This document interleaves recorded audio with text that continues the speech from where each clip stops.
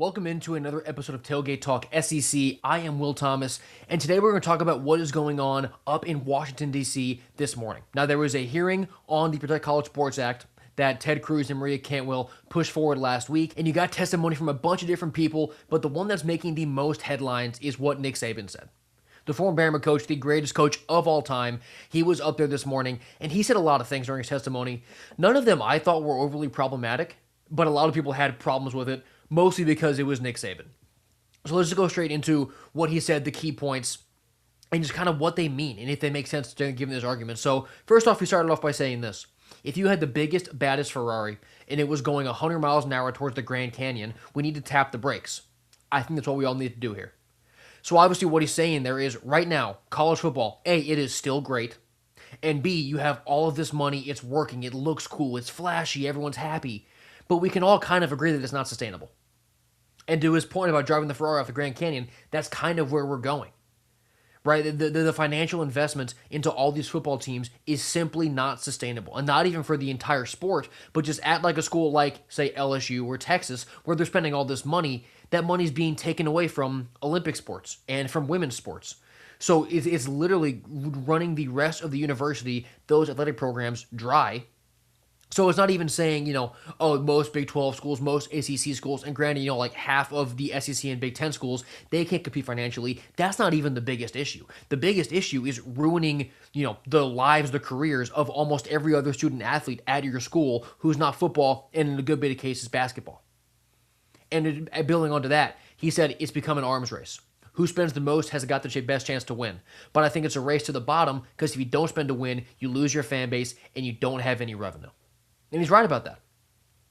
You're either spending money and putting yourself and your university in a financially dangerous situation, or if you're a coach or an AD, you're getting fired. You're not getting attendance, you're not getting season ticket revenue, you're not getting all that from your fans because at this point in this era, we just saw what Indiana did with Cignetti. They're expecting you to be able to spend money and go win a championship because it just got proven that you can do it in 2 years under this current model.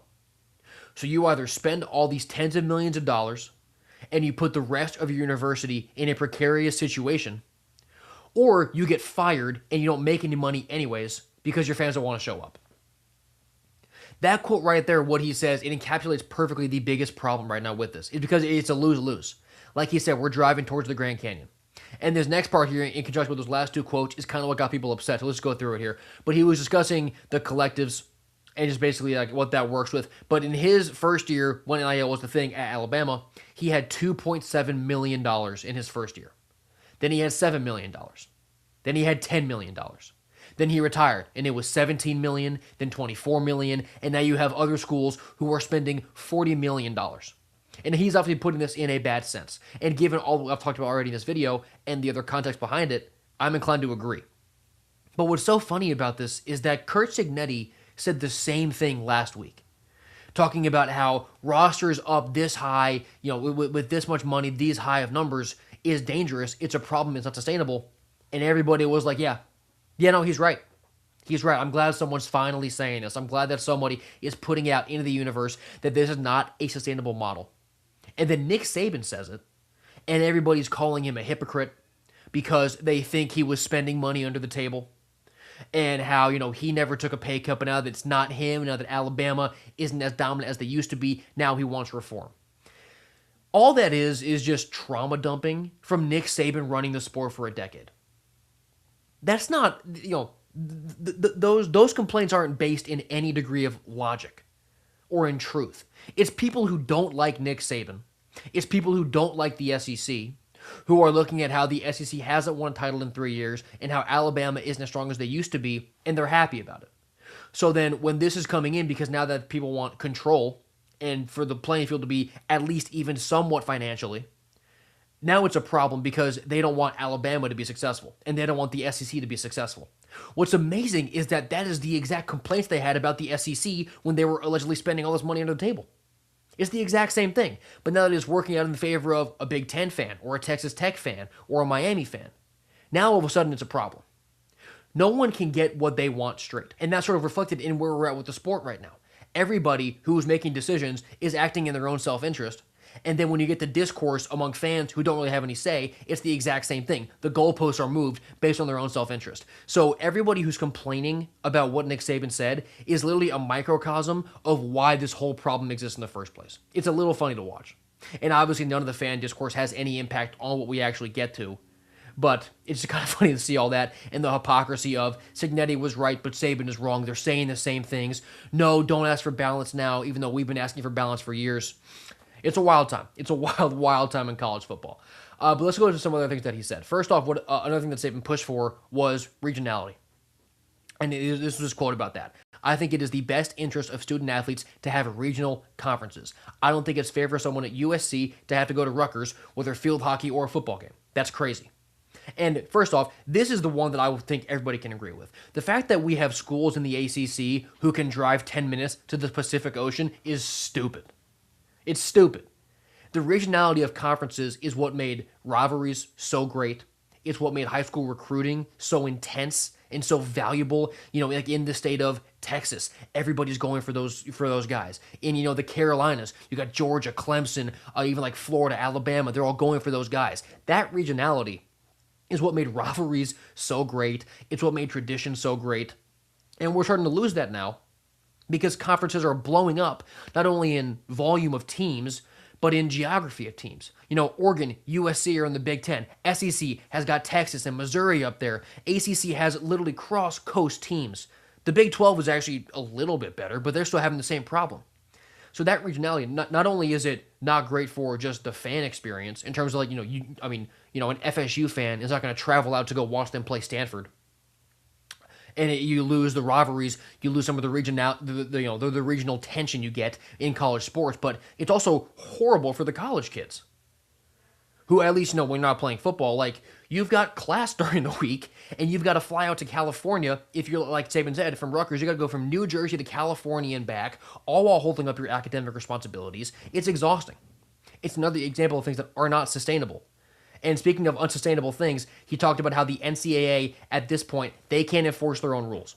And obviously that is going to lead to an absolute disaster. And he talked about Ole Miss, who has been on the short end of the stick with a lot of shots directed at them this offseason, but it's about Chambliss. This is just the example that he used. It obviously happened with a bunch of other guys, but Saban brought up Trinidad Chambliss and how the NCAA, because they can't enforce their own rules, they said, no, Trinidad, you cannot play this year. We are ruling you ineligible. Then Chambliss goes to a courthouse in Mississippi. The judge says yes, so he's going to play. The NCAA, who is supposed to be the governing body of college football, literally can't enforce their own rules. And this is not breaking news, right? Obviously, Saban did not break this news that the NCAA is struggling to enforce their own rules. We all knew this. It's just that people are getting worked up because Saban's saying it.